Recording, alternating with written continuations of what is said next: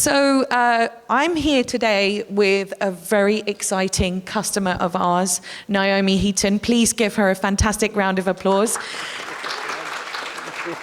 As you can see, she is the CEO and co-founder of The Other House, which was launched last year in my favorite part of town, which is South Kensington.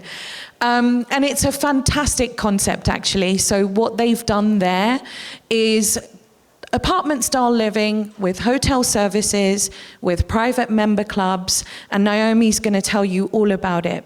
But she started this venture about 4 years ago, and she's been very, very successful, and I'm proud to say one of our customers as well at Mews. A little bit about me. I'm the Senior Product Director for Mews. I joined about 9 months ago, and I look after all the operations management, guest experiences, etc., front office, back office. Those are all my teams in the R&D department. So we're here to talk to you about space utilization and maybe just have an informal chat amongst ourselves, work to Naomi's experiences over the past couple of years. And I'm proud to say that coupled with our industry experience, our tech innovation, and of course, the huge amount of funding that we received, we have really put ourselves on the front line to create transformational experiences for not only hoteliers like Naomi, but also our customers as well, because we think about the guest at the heart of everything that we do. And despite this staggering growth over the past 10 years, our mission has not changed, which I'm proud to say it still remains the same mission. And that is to develop transformational solutions for our brands and our hoteliers and create those fantastic, remarkable experiences for our guests as well. Now, we're here to talk to you about space utilization. And our belief is that a hotel should be thought about more than just simply bedrooms. And there's a huge paradigm shift that we're all experiencing in this industry, where we start to think about not just room occupancy, but thinking about utilization of spaces in all of our hotels and our properties. We don't just think about nights, but we want to start thinking about the entire guest experience end to end, creating that brand loyalty as well and maximizing revenue. Now, this paradigm shift is ours for the taking, really, and we can basically, as Mews, as a technology partner, partnered with our customers, empower them to maximize revenue for every single square foot of their property. And Naomi has really kind of made this happen at The Other House, and we're going to talk to her about how she's done this, and I think that she is our model customer. And actually, she could have just done this whole presentation on behalf of Mews today. But I know that this mindset shift, I'm not alone in this. Mews is not alone in this. I know you're all thinking about it, and Naomi is certainly thinking about it. So let's talk to Naomi about how she's shifted this mindset from the way that we used to think about this industry to what she's created, which is just a beautiful experience at The Other House. Over to you, Naomi. Pooja, thank you very much. And I don't know how I'm going to kind of meet all this kind of praise, but I'm delighted to be here and hello. The Other House, we launched the concept in 2019 when we started developing our first asset with 237 keys in South Kensington. And we really have looked at blurring the lines within the hospitality market. We've looked at doing something different, not for the sake of it, but because of what we have observed. And my background is in the residential long-stay rental sector. But what I could see with our portfolio of tenanted properties is that over the years, what our tenants wanted had started to change. First of all, location was much more important than the size of the property, particularly if they were international guests. Then they started wanting much more of an aspirational lifestyle, much more interior design, and we followed that trend. But then ultimately I could see with the impact of the digital age that people wanted service at the click of a fingers. And I looked at our rental portfolio and I said, actually what they want is a long stay hotel. So why don't we give it to them? And that was the very beginning of the idea. Our long-stay tenants felt like locals. They had all the benefits of feeling at home. They felt part of the community. But when I looked at hotel living or hotel staying, you could see the hotel guest may have lots of service, which the long-stay guest wanted, but they normally felt like a visitor or a guest and not part of the community, rather a revolving door, high and by. So they had that service, but not that sense of place. So I said, why don't we just mash it together and blur the lines? Why do we have these different sectors in this marketplace, appealing to the same kinds of people, maybe with different needs at different times of their life, and bring it all together? So what we've created is an offering which combines apartment-style living. We provide what we call club flats, which are studio and one-bedroom apartments, which can also be combined into bigger units. But it's club flats, not bedrooms. You walk into your sitting area before you walk into your bedroom area, whereas normally in a hotel you will see your bed first. And we have kitchenettes. So it's very much a flat, a place where you can stay for a day or a year.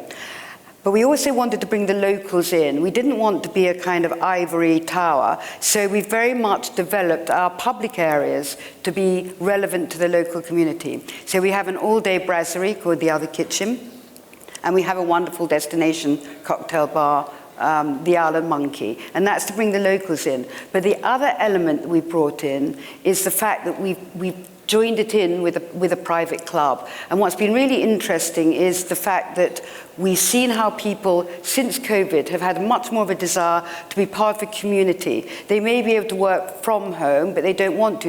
They don't want to work at home. So they want a working space. But that club, which we provide events and community activities and so forth, has that sense of exclusivity and togetherness. So it's a combination of their club flats, their ability to be with the locals if that's what they want to do, but also to chill, to meet clients, to meet friends in our club, which has wonderful lounges and a spa and a well-being area. And these are all behavioural changes that we've seen. And whilst we observed it in the residential market, we see this fusion between the different markets and the way that people travel and the fact that people want to spend more time in a destination. They want it to be more experiential. So really the other house is meant to be your other house for as long as you're in town, and you can stay with us a night, a week, a month or a year. Entire flexibility. And I know we're going to talk about this later, but it's flexible as to the way people want to stay, and it's flexible as to the way we offer up our space. Excellent. I told you she could run all of our slides, because my next slide is actually talking about some of the trends that Naomi's just spoken about. So we're seeing 3 trends here, but what I'm proud to say is that Mews has centered its entire architecture around guest-centric hospitality rather than rooms. And that allows us to service our hoteliers' needs when it comes to these trends. Think about leisure travel, right? It's no longer leisure or corporate travel. I know every single business trip that I've made this year, for example, I've combined them into leisure travel because I'm a busy mum. I don't have time to extend trips by weeks on end. So I'll add that extra day or 2 or a weekend. And I love concepts like The Other House that help me kind of unwind and also feel part of a community, which is the other trend, right? So that sense of belonging, that sense of community, networking spaces. So it's not just 9 to 5 working in the other house. It is actually a social aspect that's involved in there as well, in your other kitchen or your brasserie or all of these other spaces, wonderful spaces that they've created in. And then lastly, experiences. So creating those lifelong memories. You know, when was the last time you went to a hotel and you felt that lifelong memory?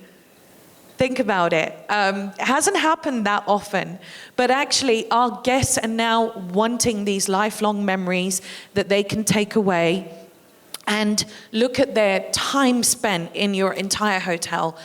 And for the hoteliers, it's all about maximizing that revenue, but also creating brand loyalty through all of these experiences. And then when we come to technology, so technology is at the forefront of this. And this is the Mews ecosystem. Mews has scale and volume, and it provides an ecosystem for our hoteliers. We understand it's not just about the PMS, for example. It is about this technology and all of those puzzle pieces coming together. And Naomi has built an incredible technology stack to serve the other house. So I'd love for you to understand a bit more about how you've done this, how you've integrated, and how you've created that seamless experience for your guests as well. Well, I have to admit that I haven't built it. I have a lot of very clever people who've built it.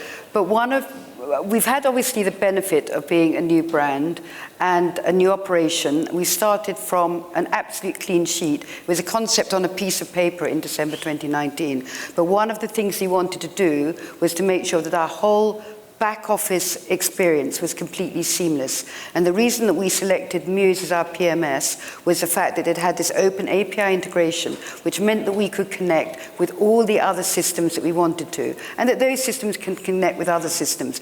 It's not easy because the integrations are never as straightforward as you are led to believe at the outset. But nevertheless, we have connected every single system that we have back of house, which is 42, and they all talk to each other. And our aim is that the PMS should be the source of truth for the business, but that every system then links in and feeds into our financial system so that we have another source of truth at the other end of the spectrum, which is our financial accounting system. And that we shouldn't need human intervention or bits of paper or people walking across a corridor in order to do that. It's meant to be an absolutely seamless flow of information. And whilst I'm not saying that we've got it perfect yet, that is our aspiration. And I suspect that we do have, as a hospitality offering, the most sophisticated tech backdrop within the marketplace, because we've been able to start from scratch, and actually because we were able to start with Mews. So we have all that tech behind the scenes, but we also have tech for our guests. So we have an app. It's taken us an awful long time to develop, far longer than it should. It's kind of arrived 15 months late, but we wanted to make it perfect. And actually, again, getting all the integrations with all the systems is a really arduous task. But essentially, we have an app that our guests can use. They don't have to, because the whole thing is to give people flexibility. If they want to have what we call the old-fashioned analog experience, they want to have proper human interactions all the time, that's fine. But if they want to actually book on their phone, check in on their phone, use their mobile key, do the room controls in their room, see how busy the gym is or the bar is before they go down, order their food and drink, order their laundry, even measure how much energy we're using, because sustainability is a really important plank of what we do. We have that app, and that is completely optional, but the more people that use it, the more that our team, front of house, can spend interacting in a meaningful kind of way with our guests. So I think that's really important. And in terms of, just reverting back to your last slide with guest experience, of course, sustainability is an absolutely vital plank of everything we do, from the way we build to the way we operate. And having the app enables us to run the whole operation in a more sustainable kind of way. Yeah, we have Hotel for Trees as well, which you've probably heard about. So we're definitely together on that mission of sustainability. So how can you maximize revenue? So a couple of years ago, we created a concept at Mews called Space Time. And think about any space in any property being sold to any length of time, from a minute to an hour to a week to a day to a year. That's the concept that we've built to empower our customers to create ancillary revenue. And when you think about your spaces, think about the gym, for example. You might have a gym in your hotel, and it is being used perhaps between the hours of 8 to 10 to service a guest, and similarly, again, 6 to 8 in the evening to service a guest. But as Naomi said, what about bringing those local communities in to create not only 100% utilization, but create that brand loyalty as well? And a lot of our customers are now having retail pop-up shops coming into their hotel, co-working spaces. They've created all of these concepts. And I think that it's fantastic because what Mews then offers is that end-to-end adaptive inventory management to allow you to utilize every space across the area. Now, we've spoken about time elements, right? So when you look at this donut, we're essentially talking about 24 hours a day of a guest, and on average, they'll probably spend about 10 to 15 hours in your hotel or your service department, sleeping, eating, perhaps drinking.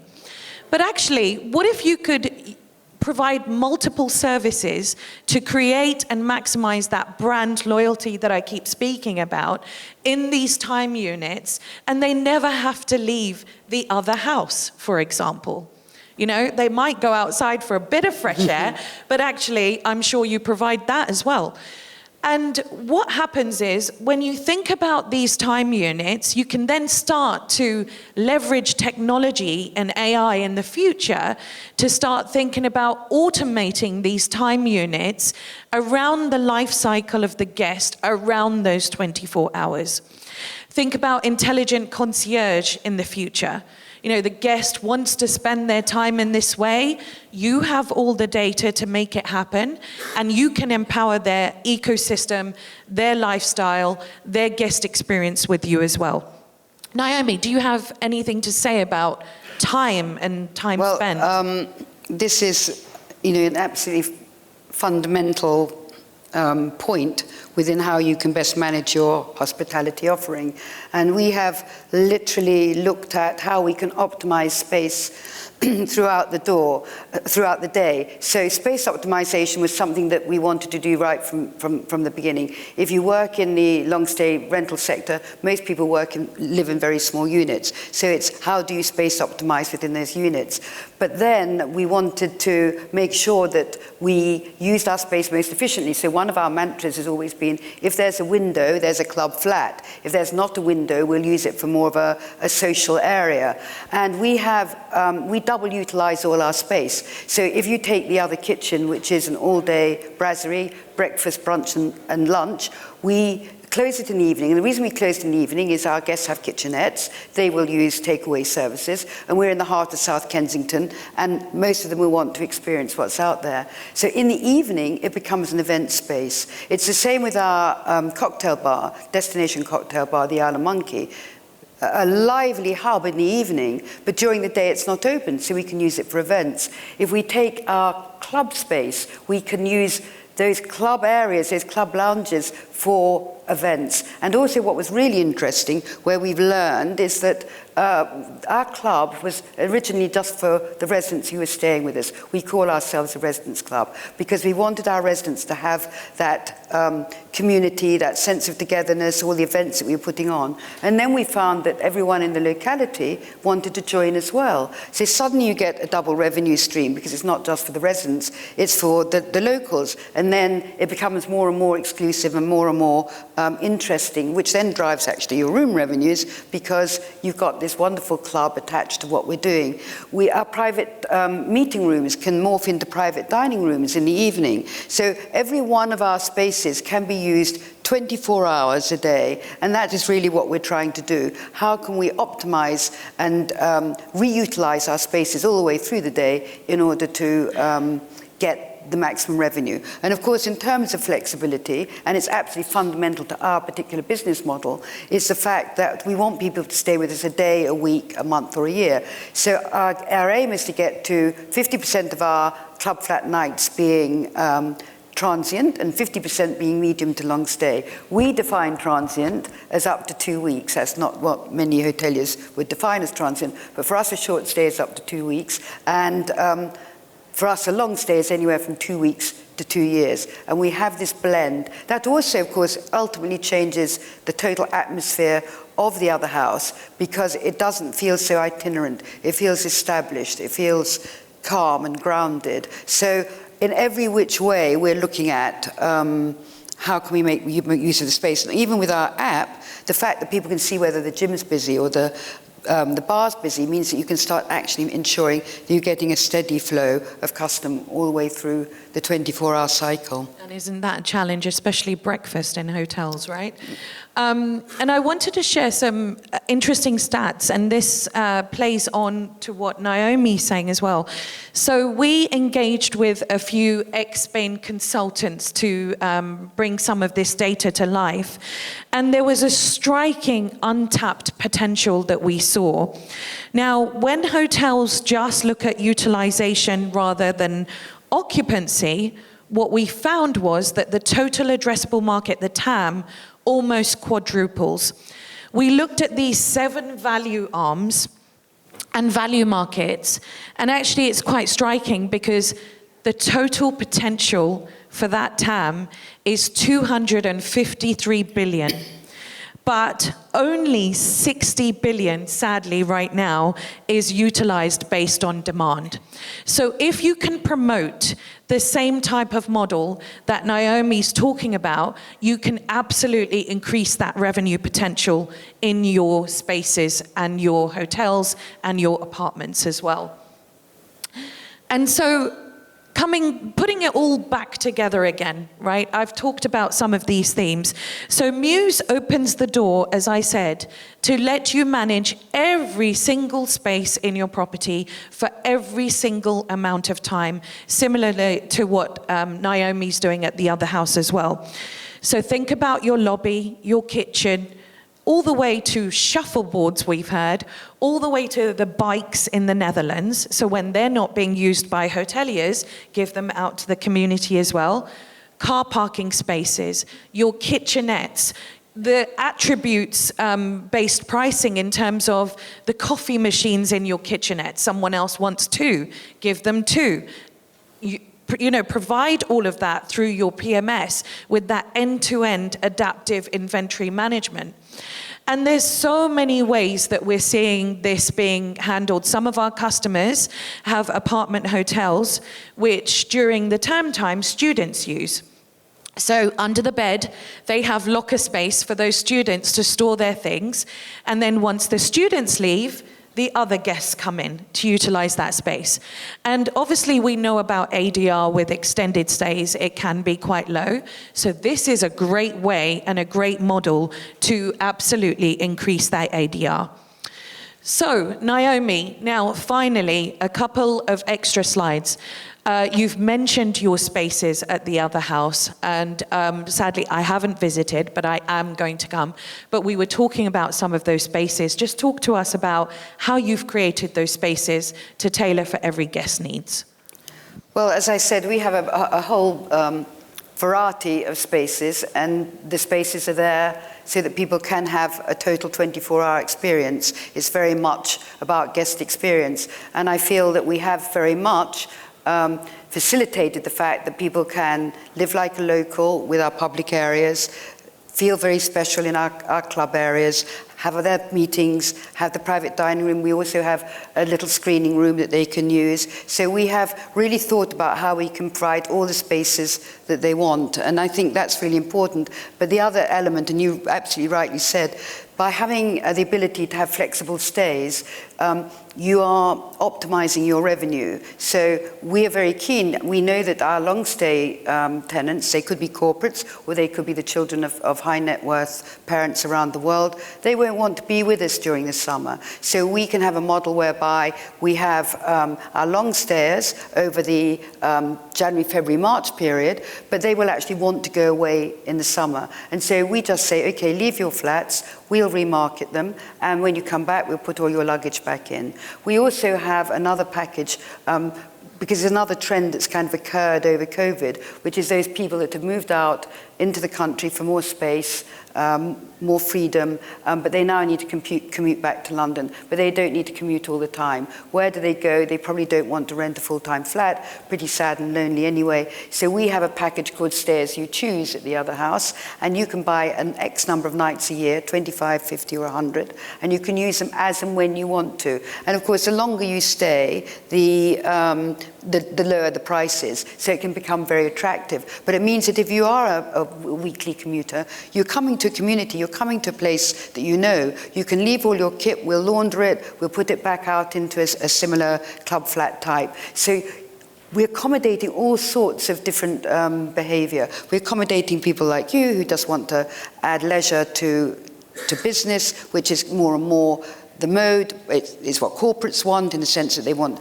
their employees to have longer trips but less of them as they look to reduce their carbon footprint. So essentially our space is a hybrid space, and it's providing complete flexibility for our guests. But it's also a great business model, because although you said obviously the ADRs go down for long stays, they also don't necessarily need so much operational input in many, many which ways, from the checking in to checking out to the housekeeping, etc. So you end up with a very nicely balanced model. Absolutely. And I think everything comes together because our visions are so mapped together, and that's why we partner together. And I just wanted to quickly just tell the audience about the revenue that we've generated at Mews for our hoteliers. So on this chart, you can see an increase in adoption of space time and that concept that we've been speaking to you about today. Today, over 840 out of 5,000 properties now use this concept, and we're increasing that for them daily. And actually, we've generated over 84 million in revenue for these hoteliers. And that trend is going to increase and increase and increase. And I think, to put it mildly, or just to make a point, our mission is to make every hotel that uses Mews a space-time hotel, because it is a very, very powerful way of creating loyalty, of creating those experiences, of creating that revenue maximization as well. So we've come full circle, and this is the last slide. And when you look at consumer behavior, we've both spoken about it today, it has significantly changed. Pre-pandemic, it was already on a change, and then certainly post-pandemic, it's changed, immensely. And as a result of that, I think our industry and the way that we define success and our success metrics also need to change. So don't center your success metrics just around occupancy or room revenue. Think about resource utilization. Think about the square foot, or if you want to go further, the square inch of your property. And Naomi, my final question to you today is, how do you measure success at the Other House? What kind of KPIs are you looking for? Well, the important thing for us and our mission is to create the Other House around the guest experience. We have to get the guest experience right. We have to understand what they want, when they want.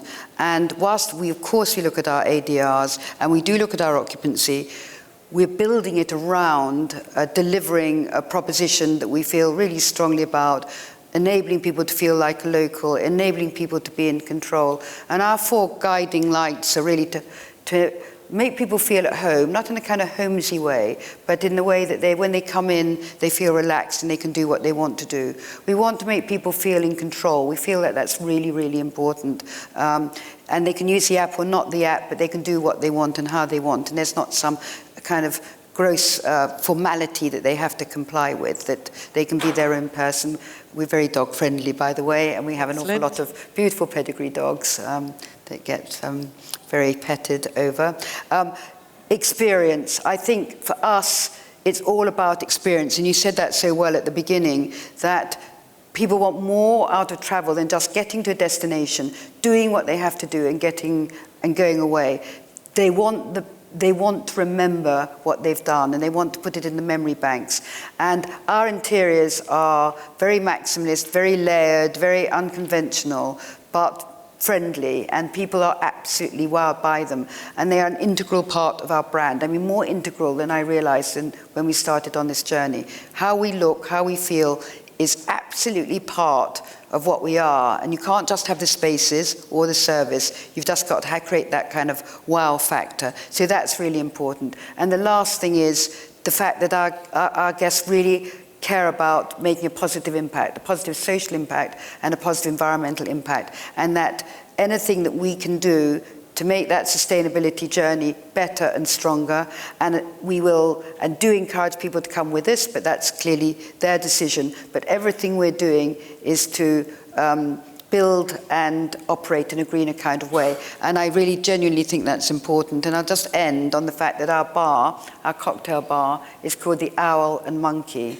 And it was so named because we see our guests not as being a particular demographic, but holding a value set. And they are people who really do care about the planet, so they're wise as an owl. But they're people constantly in search of new experiences, so they're curious as a monkey. And that really does epitomize what we stand for, and we have a lot of fun with it. That is a beautiful way to end this conversation. Just guest-centric hospitality at its core. And Naomi, I've really, really enjoyed this conversation. Thank you so much for being an amazing co-host. Please give a round of applause to Naomi. She's been fantastic. And I don't know, we haven't got a lot of time, but if anyone's got any burning questions, we're happy to take a couple now. Is someone handing the mic over, or do you want to come and shout? Or? Yes, they pass the mic over. Nice, thank you. Thank you. Hi, Naomi. Hello again. Hi, good to see you. Can you talk about why the app was so late? I mean, given you've got amazing tech stack, because I know it because I've visited, that surprises me. And Mews has got an amazing marketplace with lots of app partners. So what happened there? Well, it's simply, we're using an awful lot of systems behind the scenes, and to get them to integrate as neatly and as well as we wanted to was a huge amount of work. And also, of course, the amount of information that we have to feed into all the different systems, and all that information has to be absolutely accurate when people pull it through from the app. And so it was kind of making sure that you had complete accuracy on the loading of the information, complete connectivity on what we were doing, which was quite arduous and quite challenging.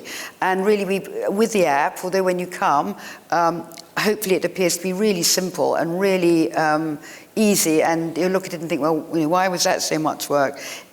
Getting all the details right has been absolutely phenomenal. And then, bringing in, for example, the ordering of all the food and drink, bringing in the laundry services, bringing in the energy monitoring.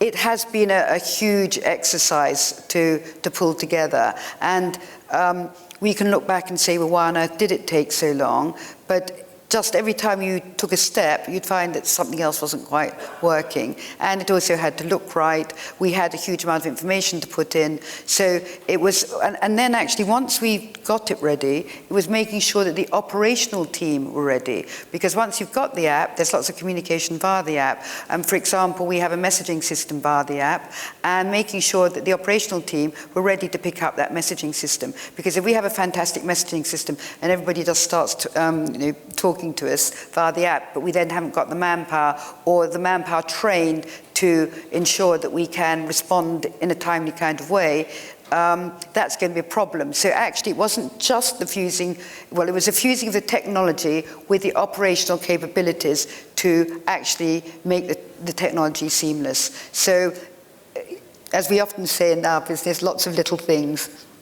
And Fergus, back to your original. So Mews does obviously apply a booking engine, a kiosk, a guest portal, but customers like Naomi might want to customize their own app, and then that lives off the PMS. So I think you've done a lot of customization that perhaps a lot of our customers haven't done, and it does take time to do that customization. It is a totally customized app in every which way. And obviously we looked at whether or not we could modify something that we got off the shelf, but we ultimately decided we wanted to start from scratch. I think we had one question at the back as well.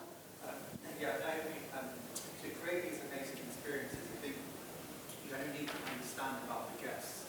So what do you do in terms of guest profiling? So beyond kind of the demographics of where they come from, but understanding what channels they book from, and some metric there about lifetime value, understanding the touch points and how they interact on all of the outlets, across all of the outlets. Well, and then how do you use that for targeting to attract more guests? Well, at the moment, we're bringing in all the data. So we were only fully open in May 23. So we don't actually have a year's worth of data. And at the moment, the metrics that we look at are where they come in, which booking channels they come in.